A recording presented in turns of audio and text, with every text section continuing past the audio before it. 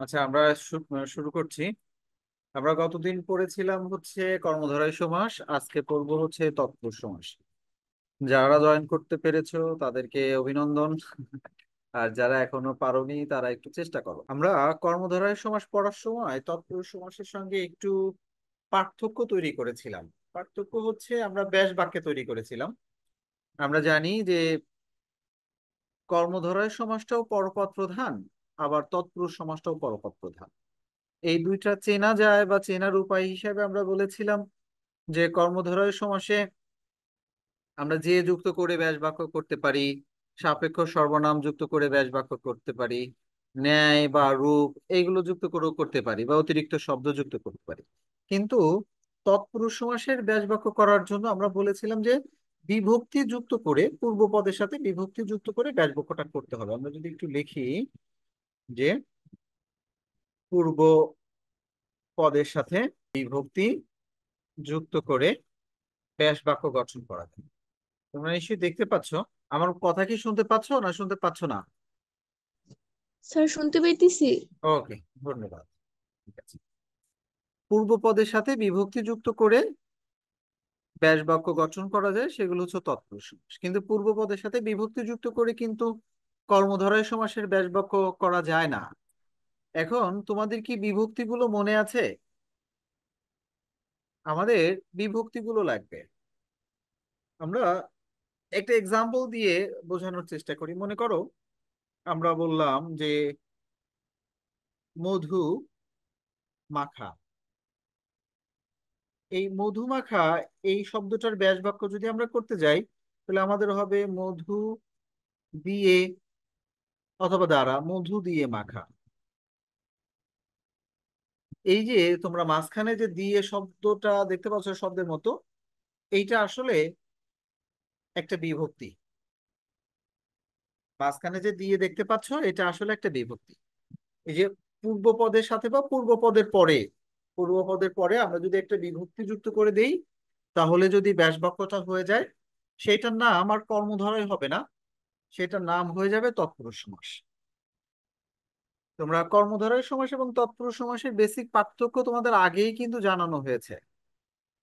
এখন আমরা শুধু এক্সাম্পল দিয়ে এবং ক্লাসিফিকেশনের মাধ্যমে এটা শেষ করে দিব। এই, তোমাদের কি কারোর মনে আছে যে তৎপুরুষ সমাসের ব্যাস বাক্য আসলে কি কি দিয়ে করা যায়? শুধু বিভক্তি দিয়েই করা যায় না আরো কিছু যুক্ত করেও করা যায়? কেউ বলতে পারবা? আমি তোমাদের বলেছিলাম যে বিভক্তি দিয়ে ব্যাস বাক্য করা যাবে, আবার শব্দের শুরুতে দন্ত নয়, নয় বা না, হ্যাঁ দন্তন্য, নয় বা ন, শুধু দন্তন্য এটা যুক্ত করেও করা যাবে। হ্যাঁ, আবার আমরা বলেছিলাম যে ব্যাস বাক্যটা অনেক সময় এক কথায় প্রকাশের মতো হয়। মনে আছে কিনা? ব্যাস বাক্যটা এক কথায়, এক কথায় প্রকাশের মতো হতে পারে। এমন যদি কখনো দেখো যে বিভক্তি দিয়ে ব্যাস বাক্য করেছি, বিভক্তি দিয়ে বা না বা নয় দিয়ে, অথবা এক কথায় প্রকাশ করা হয়েছে, এমন যদি হয়, বিভক্তি দিয়ে হতে পারে, না বা নয় দিয়ে হতে পারে, দন্ত নয় বা ন দিয়ে হতে পারে, অথবা ব্যাস বাক্যটা এক কথায় প্রকাশ হতে, তাহলে তোমরা ধরে নিতে পারো যে সেটা হচ্ছে তৎপুরুষ সমাস। আমরা এক্সাম্পল দিব, এক্সাম্পল দিলে তোমরা ক্লিয়ার হবে। আমরা যদি মনে করো লিখি যে চা বাগান, চা বাগান, এটা একটা সমস্ত পদ।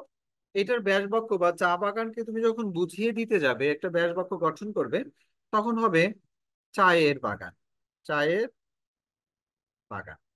দেখো, পূর্ব পদ ছিল, এখানে আমরা চা বাগানকে ভাগ করলে মূলত চা পাওয়া যাবে এবং বাগান পাওয়া যাবে, দুইটা বিষয় পাওয়া যাবে, চা এবং বাগান। এখন চার সঙ্গে আমরা এর শব্দটা যুক্ত করে দিলাম, অংশটা এটা বিভক্তি যুক্ত করলাম, হয়ে গেল চায়ের বাগান। চা বাগানকে ব্যাস বাক্য করলাম চায়ের বাগান। এই যে এরটা যুক্ত করেছি আমরা অতিরিক্ত এখানে, এই যে অতিরিক্ত এরটা যুক্ত করেছি, এইটা হচ্ছে বিভক্তি। এটা বিভক্তি। তোমরা বিভক্তি যদি চেনো তাহলে এটা চিনতে পারবা, এর হচ্ছে ষষ্ঠী বিভক্তি। আমরা একটু বিভক্তিগুলো লিখি, তোমরা খাতায় জি। একটু লিখে নিবা। আমরা দ্বিতীয় বিভক্তি থেকে লিখবো। দ্বিতীয়া থেকে লিখবো। ধারা দিয়া কর্তৃক। না, দ্বিতীয়া না, হচ্ছে কে রে কে রে কে, কে রে। রে হতে পারে। আরেকটা, অনেক সময় কোনো কাজ যদি অনেক সময় ধরে চলতে থাকে, হ্যাঁ, একটা দীর্ঘ কাল ধরে চলতে থাকে, তখন আমরা এটাকে বোঝানোর জন্য ব্যাপিয়া নামক একটা শব্দ ব্যবহার করি। সেটাও তৃতীয়া বিভক্তি হিসাবে গণ্য হয়। মানে এই ব্যাপিয়াটা কখন হবে? যদি কোনো কাজ দীর্ঘ সময় ধরে, দীর্ঘকাল ধরে চলতে থাকে, সেইটা বোঝানোর জন্য আমরা ব্যাপিয়া শব্দটা যুক্ত করি। এটাও দ্বিতীয়া বিভক্তি হিসাবে অন্তর্ভুক্ত হয়। এরপরে আমরা তৃতীয়াটা যদি লিখি, তৃতীয়াটা হচ্ছে ধারা দিয়ে কর্তৃক। দ্বারা, দিয়ে, কর্তৃক। কর্তৃক। দ্বারা দিয়ে কর্তৃক, দ্বারা দিয়ে কর্তৃক, এটা। এরপরে চতুর্থী আমরা যখন লিখব, চতুর্থীটা হচ্ছে ওই যে ওইখানে যে কে কে রে যুক্ত করেছিলাম, ওই কে কেটা রে। আবারও আসবে, রেটা আবারও আসবে, এগুলো এবং অতিরিক্ত জন্য হবে একটা নিমিত্ত, সরি, নিমিত্ত, এই নিমিত্ত হবে এটা। এরপরে পঞ্চমীটা হবে হচ্ছে, হতে থেকে যে। হ্যাঁ, হতে থেকে যে। এটা অনেক সময় এই যে তুলনা করার ক্ষেত্রে একটা থেকে আরেকটা বড় বা মানে স্থানচ্যুত হলে, স্থানান্তর হলে এই ধরনের বিভক্তি আমরা যুক্ত করি। এরপরে আমরা যদি ষষ্ঠীটা দেই, র এর। ষষ্ঠী হচ্ছে শুধু র, অথবা প্রথমে এ কার থাকবে, অথবা অন্তস্থ এ কার, তারপর র, এর। এরপরে সপ্তমী, সপ্তমীটা হচ্ছে এ কার, বা শুধু অন্তস্থ থাকতে পারে, বা তে থাকতে পারে। এই এই যে আমরা এখানে দ্বিতীয়া থেকে সপ্তমী পর্যন্ত যে বিভক্তিগুলো লিখেছি, এইগুলো আমাদের লাগবে। আমি একটু হাইলাইট করে দিয়েছি যাতে তোমরা সহজে দেখতে পারো। তোমাদের স্ক্রিনে কতটুকু ছোট দেখা যাচ্ছে আমি বুঝতে পারছি না, তোমরা ক্লিয়ার দেখতে পাচ্ছ কিনা। হ্যাঁ, জি স্যার। যে এই বিভক্তিগুলো আমাদের লাগবে। আমরা সমস্ত পদটাকে যদি আলাদা করতে পারি পূর্ব পদের সাথে, কখনোই যেমন যেগুলো অংশ অংশ আছে, যেমন কে বা রে, এগুলো হচ্ছে পূর্ব সাথে পদের সাথে সেটে বসে, মানে লেগে বসে। আবার এই পাশে, এই যে এই পাশে ষষ্ঠী আছে র, এটাও পূর্ব পদের সাথে সেটে বসে, মানে একসাথে যুক্ত হয়ে বসে। এর মানে দ্বিতীয়ার কিছু অংশ, আবার এই যে ষষ্ঠী সপ্তমী, এগুলো হচ্ছে যুক্ত হয়ে বসে। আর বাকি যেগুলো আছে এগুলো আলাদা আলাদা বসে। কে রে এটা। এখন তোমরা কি বলতে পারবা, এই যে এইখানে যে কে আছে এইটা, এবং এইখানে যে কে রে আছে, এই দুইটার মধ্যে পার্থক্য কি? দ্বিতীয়ার কে রে কখন হবে, আর চতুর্থীর কে রে কখন হবে? তোমরা কি জানো?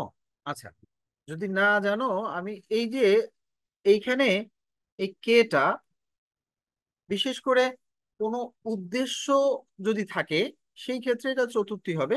আমরা একটা টেকনিক শিখাই দিই, তোমরা ওই উদ্দেশ্যটা বুঝতে পারবে না। তুমি যদি দেখো কোনো শ্রদ্ধার পাত্র, শ্রদ্ধার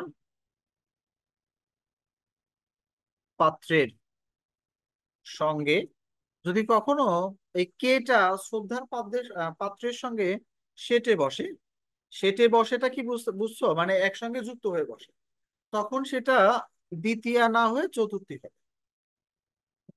বুঝাইতে পারি নাই, একটা এক্সাম্পল দিয়ে বুঝ। তোমাদের এইটা লাগবে, এই যে বিভক্তিগুলো লাগবে। তোমরা যদি আগে থেকে বিভক্তিগুলো পারো তাহলে তো ভালো, আর যদি না পারো তাহলে কিন্তু তোমাদের এটা লিখে নিতে হবে। হ্যাঁ, তৃতীয় বিভক্তির মধ্যে কি কি আছে? কে আছে, রে আছে, ব্যাপী আছে। তৃতীয়ার মধ্যে কি আছে? দ্বারা, দিয়ে, কর্তৃক। চতুর্থীর মধ্যে কে আছে, রে আছে। এই কে দ্বিতীয় এবং চতুর্থীর পার্থক্য হচ্ছে, স্বাভাবিকভাবে কোনো কিছুর সঙ্গে বসলে দ্বিতীয় হবে, আর যদি যেই ব্যক্তির সঙ্গে বসেছে তাকে যদি আমরা শ্রদ্ধা করতে পারি, সে যদি আমাদের শ্রদ্ধার কোনো ব্যক্তি হন, কোনো দেবতা হন, বা আমাদের গুরুজন হন, সেই ক্ষেত্রে সেটা চতুর্থী হবে। এই এই হচ্ছে পার্থক্য। এটা একটু টেকনিক্যালি। এইগুলো যদি জানো তাহলে আমরা এবার তৎপুরুষ সমাসের ক্লাসিফিকেশনের মধ্যে চলে যাব। আমরা স্বাভাবিকভাবে বুঝলাম এবার ক্লাসিফিকেশনের মধ্যে চলে যাব। তোমরা কি জানো তৎপুরুষ সমাস আসলে কত প্রকার? আমরা আরেকটা পেজ নিয়ে নিচ্ছি। তৎপুরুষ সমাস হচ্ছে 7 প্রকার। কত প্রকার? সরি, 9 প্রকার। 9 প্রকার। 9 প্রকার, আমি একটু ভুল লিখেছিলাম। 9 প্রকার। এই 9 প্রকার কি কি? এক নাম্বার হচ্ছে দ্বিতীয়া তৎপুরুষ নাম। এক নাম্বারটার দ্বিতীয় নাম হচ্ছে তৃতীয়। তৃতীয়া তৎপুরুষ। দ্বিতীয়া তৎপুরুষ একই রকম ভাবে এই দ্বিতীয়া থেকে সপ্তমী পর্যন্ত, আমি 6 নাম্বারটা লিখছি। হ্যাঁ, এরকম সপ্তমী, ওই যে বিভক্তি যেগুলো লিখেছিলাম ওই রকম ভাবে বিভক্তি দিয়ে 1 থেকে 6টা হবে। দ্বিতীয়া তৎপুরুষ, তৃতীয়া তৎপুরুষ, চতুর্থী তৎপুরুষ, পঞ্চমী তৎপুরুষ, ষষ্ঠী তৎপুরুষ এবং 6 নাম্বারটা হবে সপ্তমী তৎপুরুষ। কিন্তু 6 নাম্বার কেন হবে সপ্তমী লিখলে? কারণ প্রথমা তো আমরা লিখি নাই, প্রথমা তৎপুরুষ নাই, দ্বিতীয়া থেকে শুরু, 1 নাম্বারটা নাই। সেই কারণে 7 নাম্বার পর্যন্ত গিয়ে হয়েছে 6টা। তোমরা বুঝতে পেরেছো কিনা আমি জানি না। এরপরে যেটা 7 নাম্বার হবে সেটার নাম হবে অলুক তৎপুরুষ। অলুক তোমাদের আমি বুঝিয়েছিলাম দ্বন্দ্ব সমাসের সময়, অলুক বুঝিয়েছি। এখন জাস্ট শুধু বলে যাব। 8 নাম্বারটা হবে হচ্ছে উপপদ তৎপুরুষ। এটা আমাদের একটু নতুন, উপপদ তৎপুরুষ। এবং 9 নম্বরটা যেটা হবে সেটা হবে নং তৎপুরুষ। নং তৎপুরুষ হবে এই টোটাল 9টা। দেখো তো তোমরা এই যে এইখানে 1 নাম্বার থেকে 6 নম্বর পর্যন্ত যেগুলো আছে এইটা একটা ক্যাটাগরি, আর বাকি আছে ওইগুলো আরেকটা ক্যাটাগরি। যদি তুমি দ্বিতীয় বিভক্তি যুক্ত করে ব্যাস বাক্যটা গঠন করে করতে পারো তাহলে নাম হবে দ্বিতীয় তৎপুরুষ। তুমি যদি তৃতীয় বিভক্তি যুক্ত তৃতীয় করে ব্যাস দিয়ে বাক্যটা করলে গঠন করতে পারো তৃতীয় তাহলে নাম হবে তৃতীয় তৎপুরুষ। যদি চতুর্থী বিভক্তি যুক্ত করে ব্যাস বাক্য গঠন করতে পারো তাহলে হবে চতুর্থী। পঞ্চমী যুক্ত করে ব্যাস বাক্য গঠন করতে পারলে হবে পঞ্চমী। মানে যেই বিভক্তিটা যুক্ত করবো সেইটার নামে তৎপুরুষ সমাসের নামকরণটা হবে। তোমরা কি ক্লিয়ার, বুঝতে পেরেছো? জি স্যার।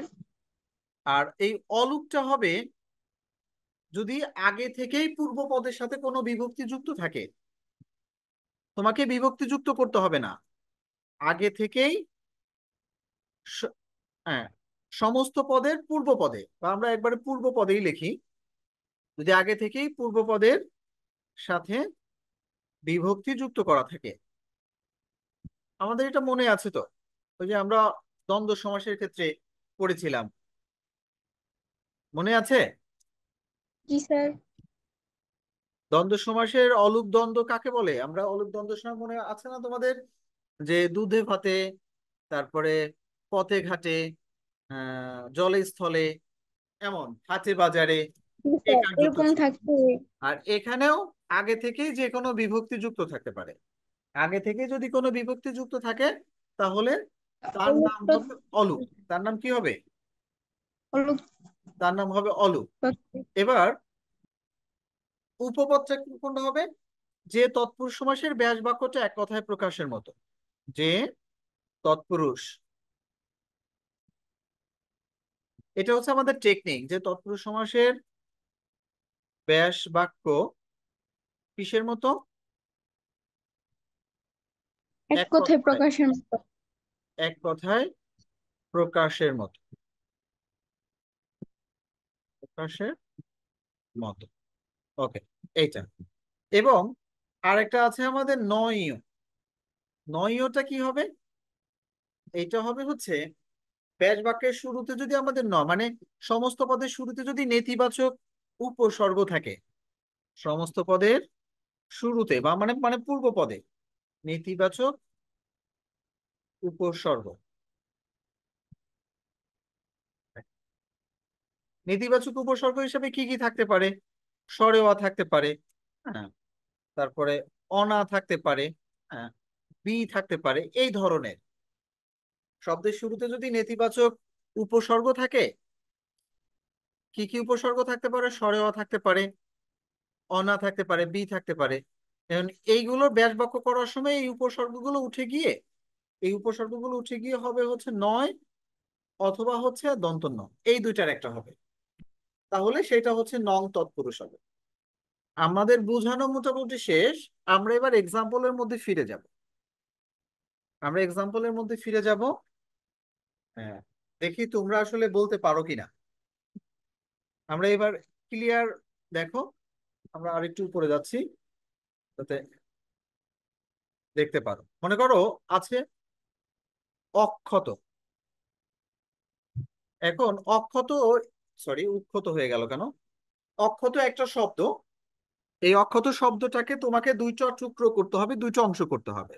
দুইটা টুকরো করতে গেলে তুমি শুরুতে পাবা হচ্ছে স্বরে অ, শুরুতে স্বরে অ আরেকটা পাবা, ভাবক ছোট। আরেকটা পাবা হচ্ছে ক্ষত। এছাড়া আর আলাদা করা যায় না। তাহলে স্বরে অটা হচ্ছে উপসর্গ। এই যে আমরা লাস্টে যেটা নং লিখেছিলাম, দেখো এখানে একটা স্বরে অ লিখেছিলাম। এই স্বরে অটা হচ্ছে উপসর্গ। এইটার পরিবর্তে ব্যাস বাক্য করার সময় হবে হচ্ছে দন্ত ন অন্তস্থ নয় ক্ষত বা ন ক্ষত। দন্ত নও লিখতে পারো, অথবা তুমি নয়ও লিখতে পারো, নয় ক্ষত।